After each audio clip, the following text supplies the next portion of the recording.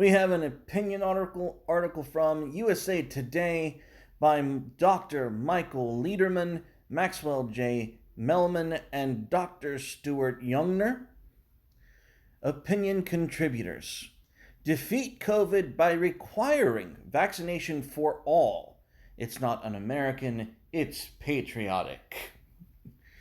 It reads in the lead, make vaccines free, don't allow religious or personal objections, and punish those who won't be vaccinated. They are threatening the lives of others. Before I go any further, I would just like to reiterate an observation from my own personal experiences and learnings from arguing with the pro-vaxxer crowd online, those who want to dictate what we put in our bodies for the alleged health of others. I do not see a massive pandemic of anti-vax kids being killed by these outbreaks of these diseases, whether it's actual polio or malaria or even COVID-19 or anything of that nature. The kids dying are the vaccinated ones, by and large, and when you point this out, that there's a cognitive disconnect where their brains turn off and they say, "Oh, well, herd immunity." Listen, bitch. Listen very, very carefully. If immunization did not work on an individual basis, herd immunity wouldn't function, period. If the immunization, if the vaccine did not work upon your body personally and keep you individually immune, the herd immunity wouldn't really function.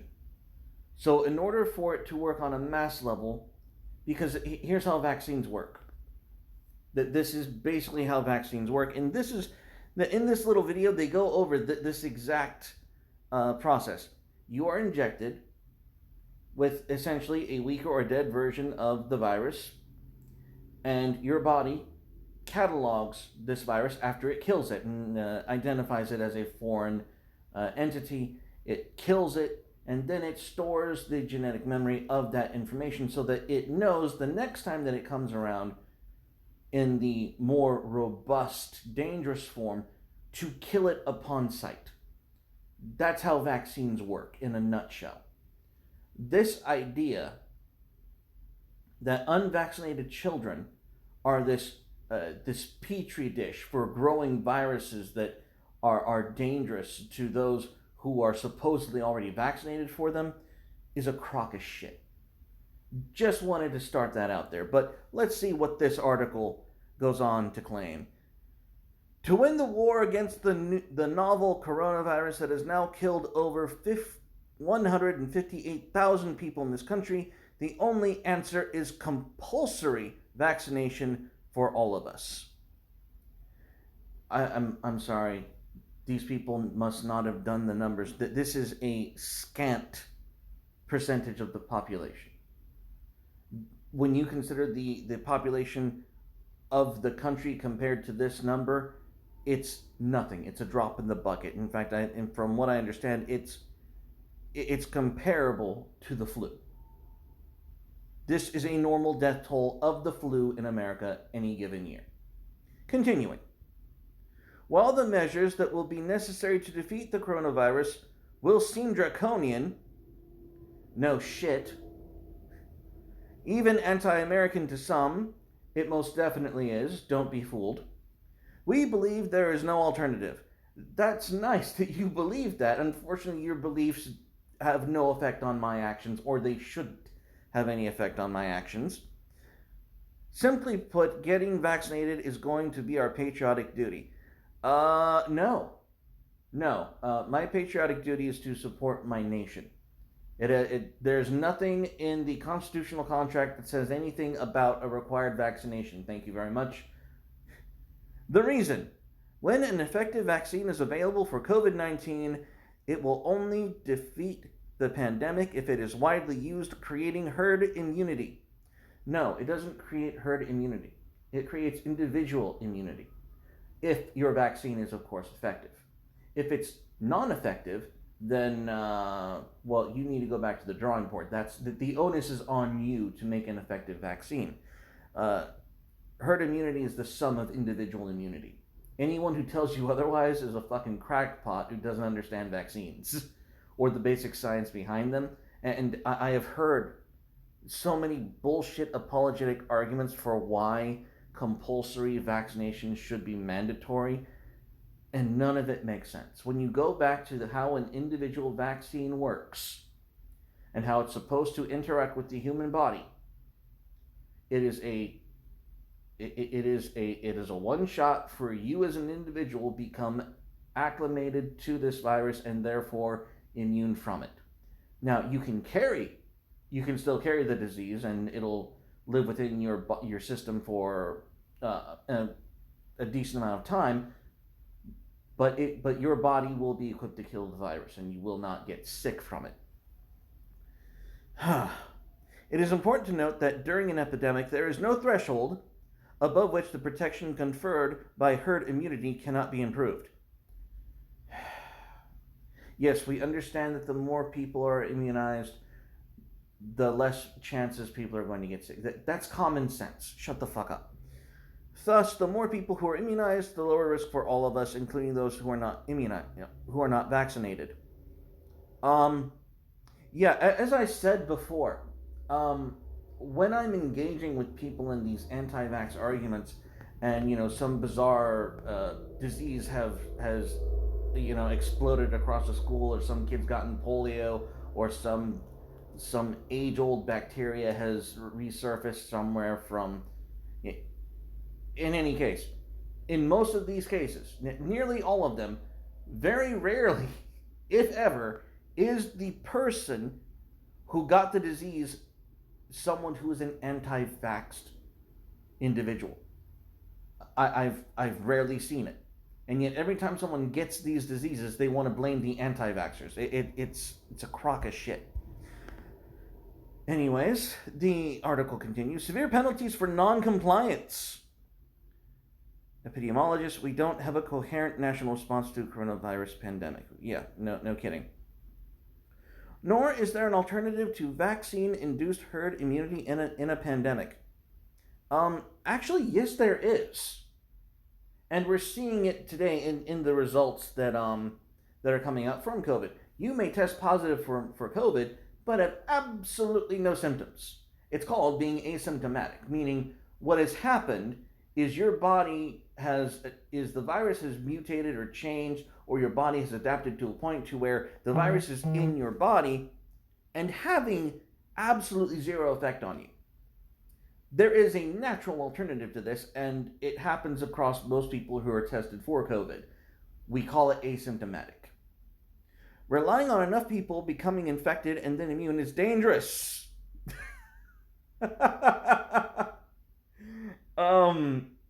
Except that's kind of already happened. As exemplified by the Swedish experience where COVID-19 mortality rate exceeds that of its more cautious neighbors. Now, notice how they don't tell you what the mortality rate is. That's very telling. They don't tell you what the percentage of Swedish people who died from COVID is, and how comparable it is to other flu seasons or things of the like nature. Very telling. Broad induction of immunity in the population by immunization will be necessary to end this pandemic. Are you sure? Because most people getting this disease are asymptomatic. There are no symptoms. People are getting infected, they have the disease, and they are expressing that there's no danger to their health. In simple terms, a refusal to be vaccinated threatens the lives of others. Yeah, but that means you have to make the individual choice to be vaccinated, or you get to roll the dice. This is called life. There's risk, there's reward, there's prevention, there's suffering the it's this old-timey notion called liberty. Liberty, I say. So here's what America must do when a vaccine is ready. Make vaccines free and easily accessible. Okay, so they're communists, they're socialists, they don't want this to come at cost of the people, which means massive government spending. I'm not a libertarian. I do believe that it is necessary sometimes for the government to eat certain costs for the social good. I'm just saying, this shit ain't free. Just so we're clear. Exempt only those with medical contraindications to immunization. Contraindications to immunization. Like, could you just exempt those with medical contraindications to immunization? It is likely that more than one vaccine platform will prove effective, as was the case for polio vaccines, and as a result, medical conditions that prohibit all COVID-19 vaccines will be rare. Do not honor religious objections, because apparently the First Amendment doesn't fucking exist. The major religions do not officially oppose vaccinations. This isn't about religious liberty, it's about individual liberty. Just to be clear. They're right. The major religions do not officially oppose vaccinations. That is true. That doesn't change the fact that vaccines should not be made mandatory. You're getting into authoritarianism. Do not allow objections for personal preference which violate the social contract. Really?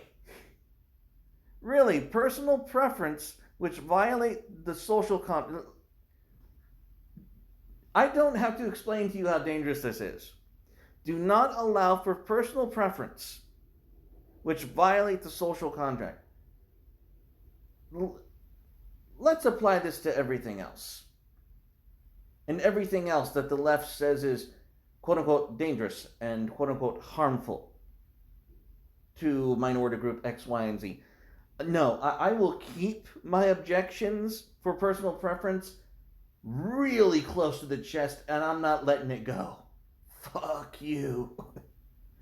How can government and society assure compliance with protective vaccines? Vaccine refusers could lose tax credits or be denied non-essential government benefits. Why is my screen going crazy? Health insurers could levy higher premiums for those by refusing immunization, placing themselves and others at risk, as is the case for smokers. Well, that's not tyrannical. And by the way, you're telling private entities, being the health insurers, to participate in the government program as a co-conspirator. The fuck is wrong with you? Now, private businesses could refuse to employ or serve unvaccinated individuals. Schools could refuse to allow unimmunized children to attend classes. Public and commercial transit companies, airlines, trains, and buses could exclude refusers. Holy shit, they've turned COVID into the mark of the beast. Good God. By the way, just so you have faith and hold strong, the Carnal household has resolved that our children will not be receiving the COVID-19 vaccination. And if we have to, we will homeschool our children. That's not a problem. So stay strong, guys. You're not doing this alone. There is at least one household in America you can look up to. Public and private auditoriums could require evidence of immunization for entry. Holy shit, we've gone full brown coat, haven't we? My God, the SS is here. The only legal limitation on government or private action is that it not be discriminatory, and it's hard to see how discrimination would occur if vaccinations were free and accessible to all. Oh my god. I hope they charge buku bucks for this immunization. Immunization certification cards, otherwise now known in this stream as the mark of the beast. How then should immunizations be documented? A registry of immunization will be needed with names entered after immunization is completed. Adequate immunization may require more than a single vaccination. Ugh. And the durability of protection by different vaccines may vary and may not be lifelong, requiring periodic booster immunizations. Thus, immunized persons will need to receive expiration date stamped certification cards. So, the mark of the beast has an expiration date, apparently, which should be issued to all who are immunized in the country, whether here legally or not. Great. Now we're giving more identification to people who don't belong here. That's fantastic. All in the name of social health care. Oh my god, these measures may seem draconian because they fucking are, and costly because it fucking will be, but ensuring universal vaccination is a negligible sacrifice compared with the costs, deaths, and social upheaval that a sustained pandemic is having on our country. Bitches, we could end this pandemic tomorrow.